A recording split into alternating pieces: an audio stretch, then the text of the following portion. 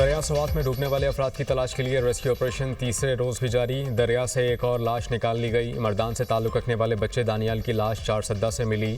अब तक दरिया से 12 अफराद की लाशें निकाली जा चुकी। मजीद 2 अफराद की तलाश जारी। स्वात में तजावुज़ात के खिलाफ ग्रैंड ऑपरेशन।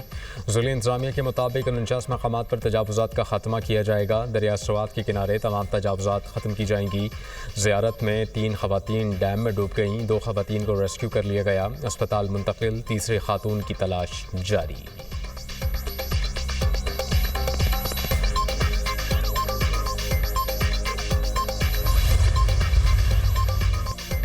सोलराइजेशन की हौसला शिकनी नहीं करेंगे। शमसी तवानाई पर इन्हिसार तेज़ी से बढ़ रहा है। बिजली ज़्यादा है लेकिन खपत कम है।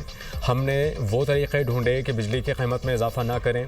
वज़ीर आज़म शहबाज शरीफ का मुल्क भर में बिजली के बिलों में PTV की फ़ीस ख़त्म करने का ऐलान। स्मार्ट मोबाइल ऐप अपना मीटर अपनी रीडिंग की इफ्तिताही तकरीब से खिताब करते हुए वज़ीर आज़म ने कहा कि बिजली की 500 अरब रुपए की चोरी बड़ा चैलेंज है। पाकिस्तान के डिस्कोस बोर्ड्स में इनकलाबी तब्दीलियाँ की हैं।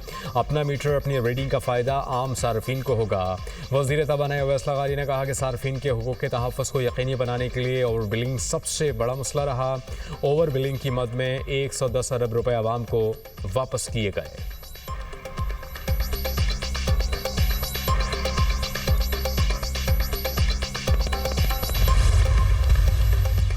वफाकी हुकूमत की मुल्क भर के बिजली सार्फिन के लिए यकसा टैरिफ की दरख्वास्त। वफाकी हुकूमत ने दरख्वास्त नेपरा में जमा करा दी।